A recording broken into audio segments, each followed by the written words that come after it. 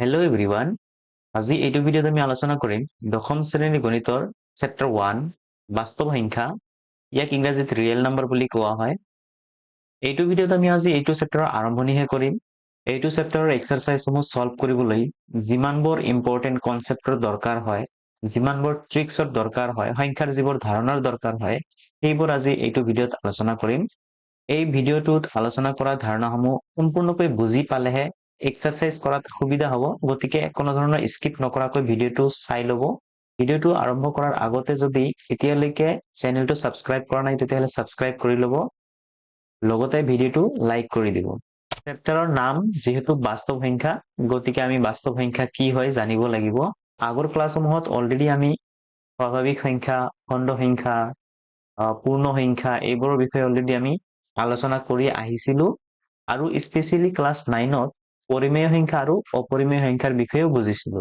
তো এই পৰিমেয় সংখ্যা আৰু এই অপৰিমেয় সংখ্যা গোটেইবিলাক সংখ্যাকে বাস্তৱ সংখ্যাৰ ভিতৰত ধৰা হয়।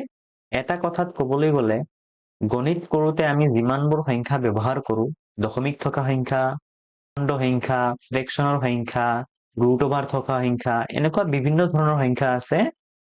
এই গোটেইবোৰ সংখ্যাক একেলগে বাস্তৱ সংখ্যা বুলি কোৱা হয়, আৰু এই বাস্তৱ সংখ্যাবোৰ আমি নৰ্মেলি গণিত কৰোঁতে ব্যৱহাৰ কৰি থাকো।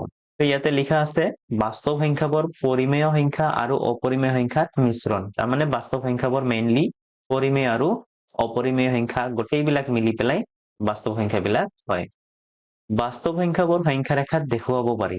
তো সংখ্যা ৰেখা কি হয় অলৰেডি আমি আগৰ ক্লাছসমূহত পাই আহিছিলো, আৰু ক্লাছ 9তো ইয়াৰ বিষয়ে আছিল।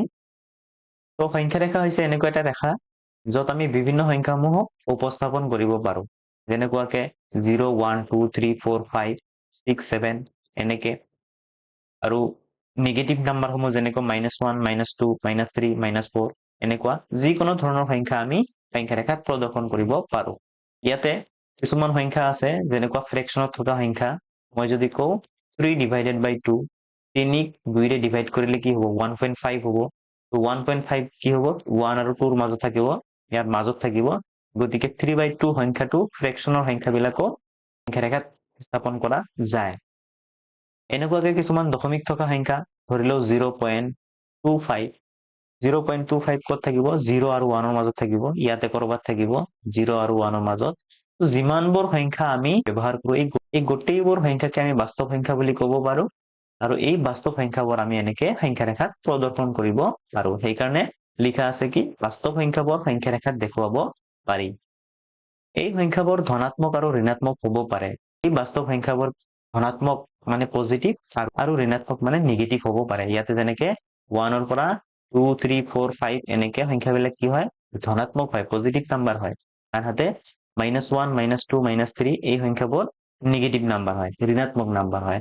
তো আমি কি কৰিব পাৰি বাস্তৱ সংখ্যাবোৰ ধনাত্মক আৰু ঋণাত্মক হিচাপে শ্ৰেণী বিভাজন কৰিব পাৰি।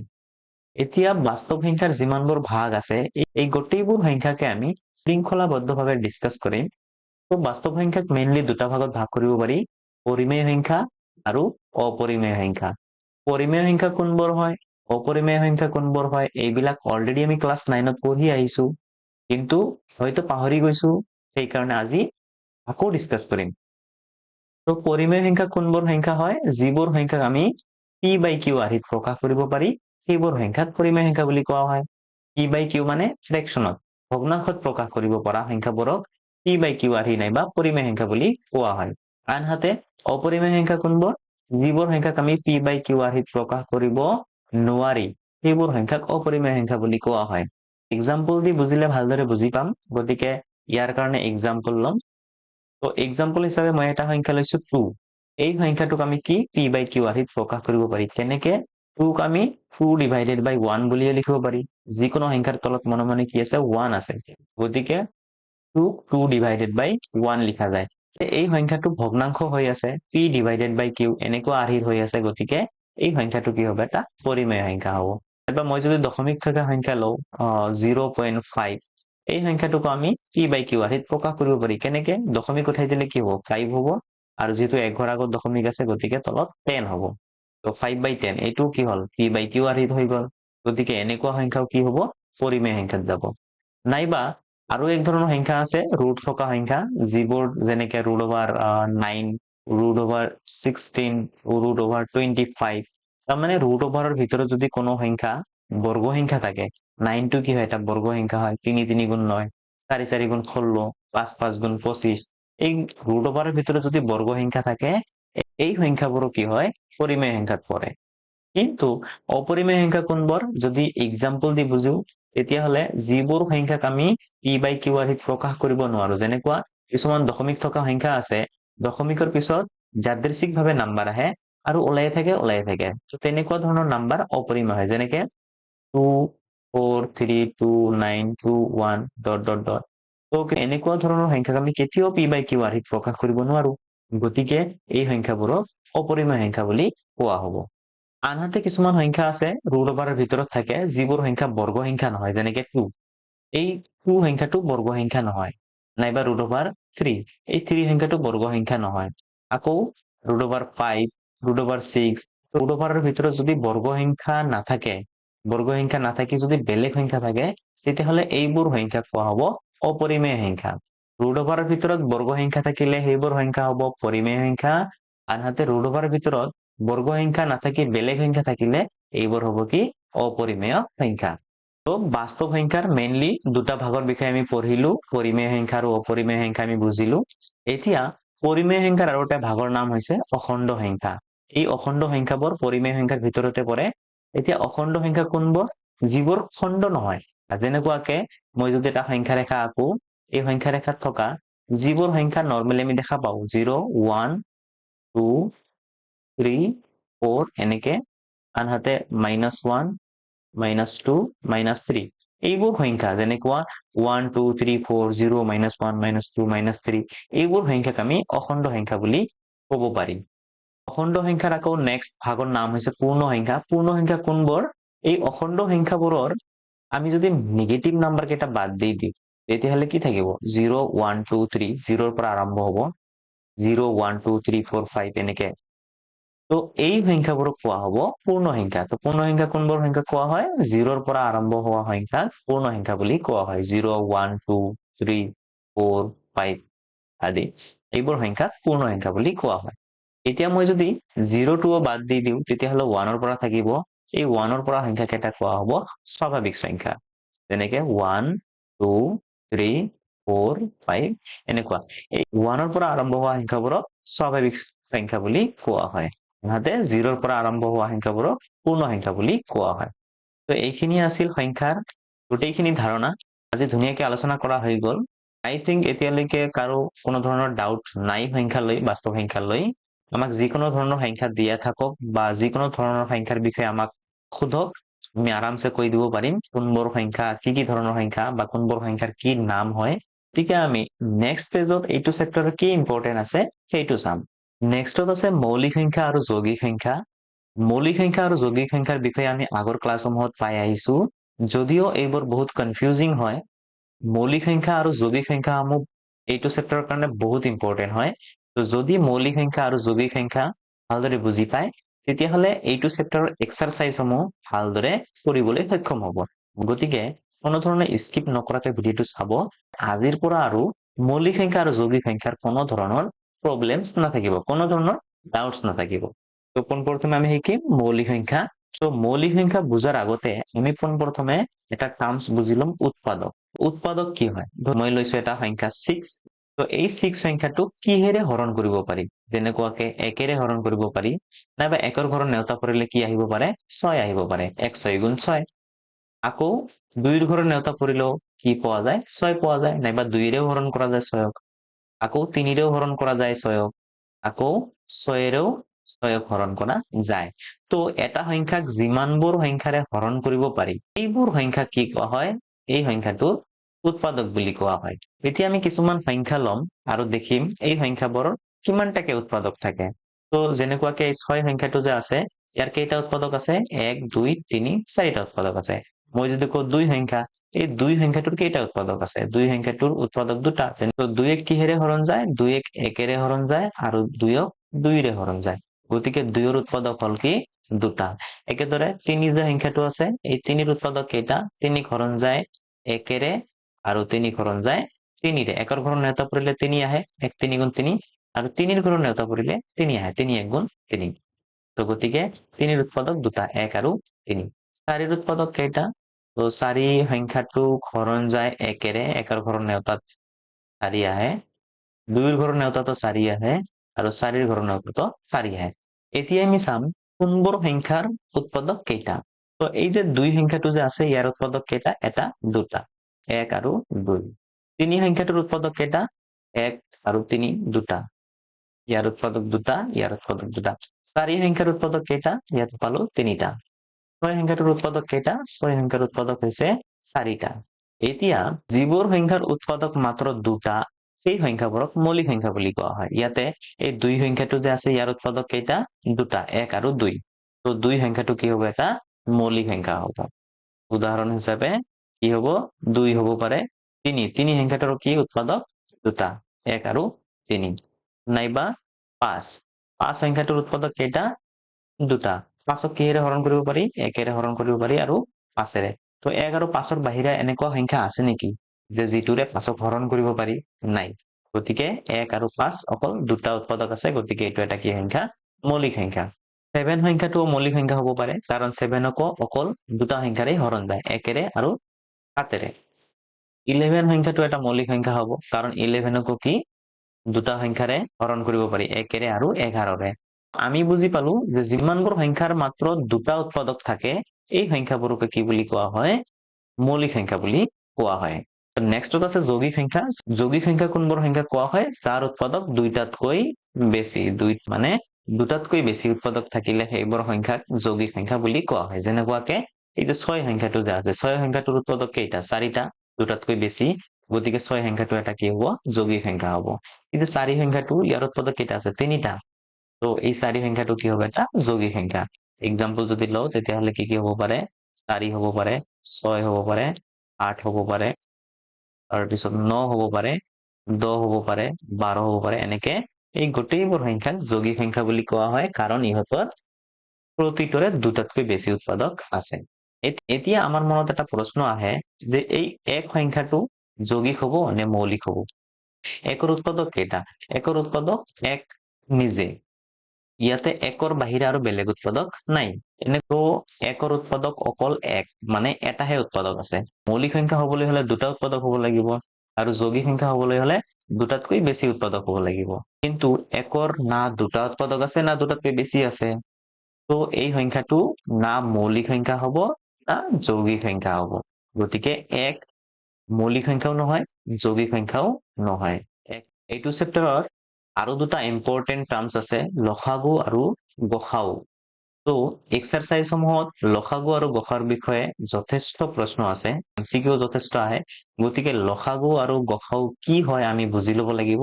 বহুতেই কনফিউজিং হৈ যায়, লসাগু কি হয়, গসাউ কি হয়, কেনেকে ওলায়, কি পদ্ধতি ইউজ কৰিব লাগিব। তো এইবিলাকত বহুত কনফিউজিং হৈ যায়। গতিকে ভিডিঅ'টো ভালদৰে চাই থাকিব, যিমানবোৰ কনফিউজিং আছে আজি ক্লিয়াৰ কৰি দিয়া হ'ব। তো লসাগু আৰু গসাউ বুজিবলৈ আমি এটা চিম্পল কনচেপ্ট বুজি লম, মৌলিক উৎপাদক। মৌলিক উৎপাদক কি হয়?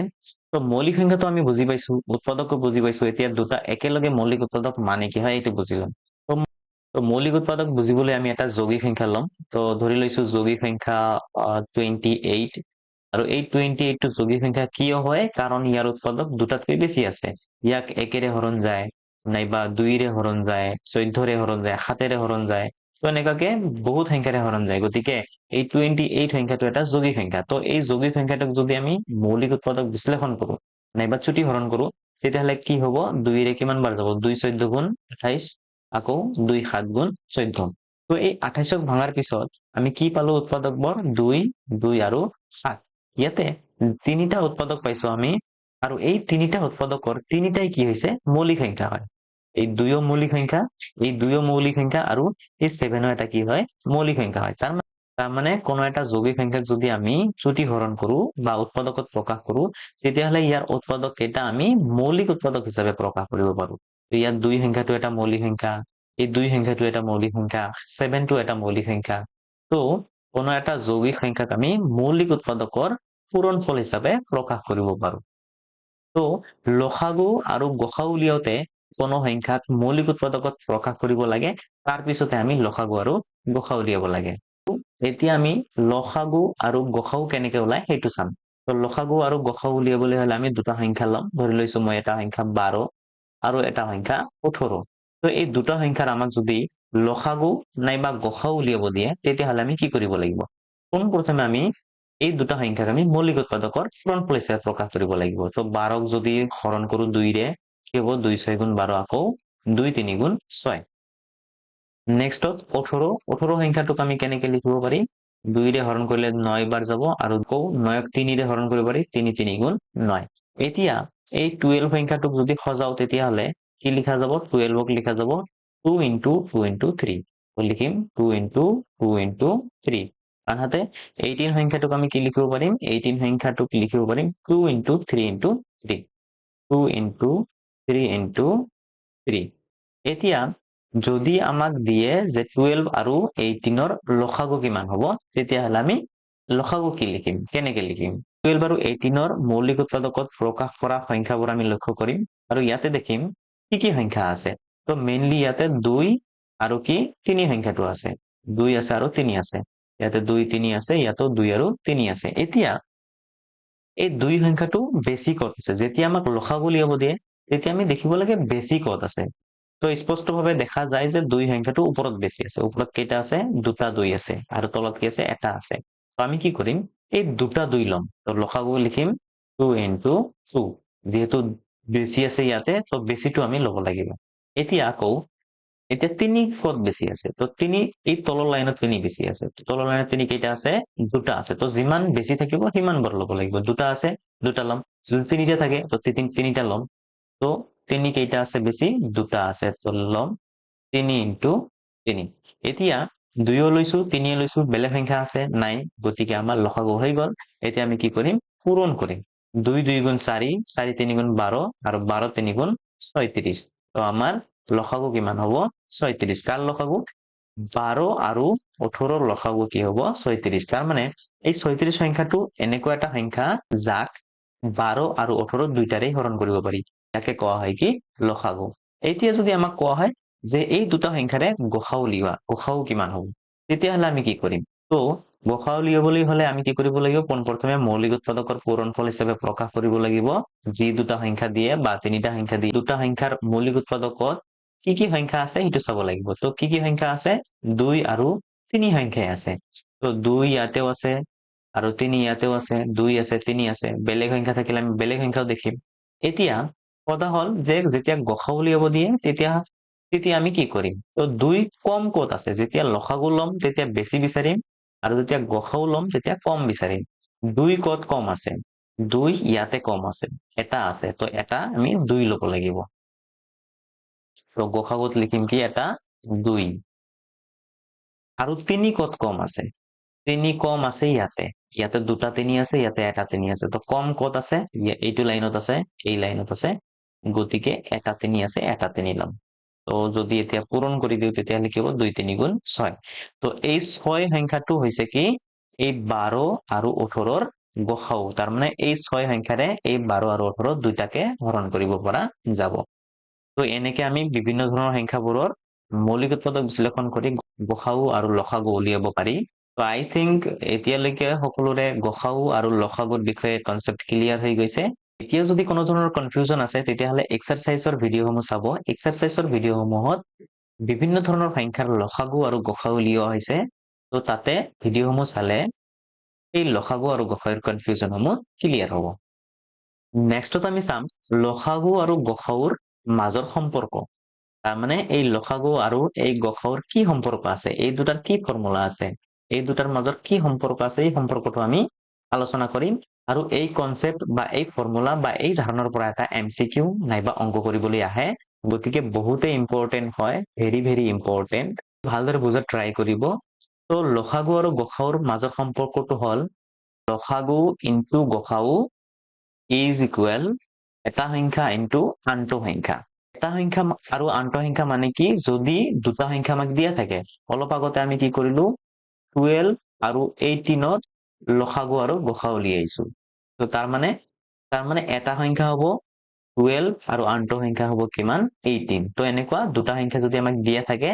তো এই দুটা সংখ্যাৰ পূৰণফল যিমান হ'ব আৰু এই সংখ্যা দুটাৰ লসাগু আৰু গসা উলিয়াই সেই দুটাৰ পূৰণফলত একে হ'ব তো অলপ আগতে আমি যেটো ডিসকাস কৰিলো যে 12 আৰু 18ৰ লসাগু আৰু গসাউ কিমান তো 12 আৰু 18ৰ লসাগু কিমান পাইছিলো আমি 12 আৰু 18ৰ লসাগু পাইছিলো 36 আৰু গসাউ কিমান পাইছিলো গসাউ পাইছিলো আমি 6 এতিয়া এই 12 আৰু 18ৰ লসাগু আৰু গসাউৰ পূৰণফল যিমান পাম এই দুটা পূৰণ কৰি যিমান পাম আৰু এই সংখ্যা দুটা পূৰণ কৰিও আমি একে পাম তো পূৰণ কৰি চাও একে হয় না নাই তো 36 এর যদি 6 পূরণ করি তাহলে কি হবে 6 6 গুণ 36 6 হাতে 3 আর 6 3 গুণ 18 19 20 21 এইফালে যদি 12 রে 18 পূরণ করু 2 8 গুণ 16 6 হাতত 1 2 1 গুণ 2 1 3 1 1 গুণ 1 1 1 8 গুণ 8 1 1 গুণ 1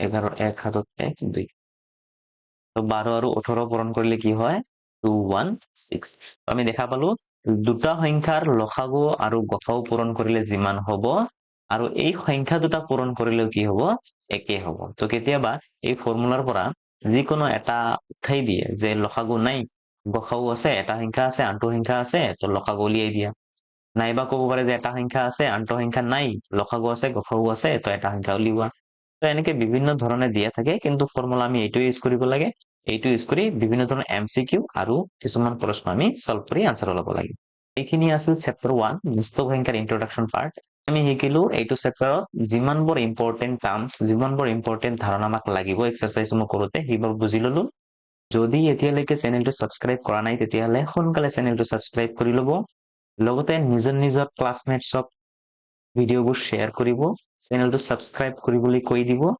লাইকস কৰিব কমেন্টস কৰিব আৰু নেক্সট ভিডিঅ'ৰ কাৰণে ওয়েট কৰিব নেক্সট ভিডিঅ'ত আমি এক্সাৰসাইজ মই আলোচনা কৰিম গতিকে আকৌ লগ পাম নেক্সট ভিডিঅ'ত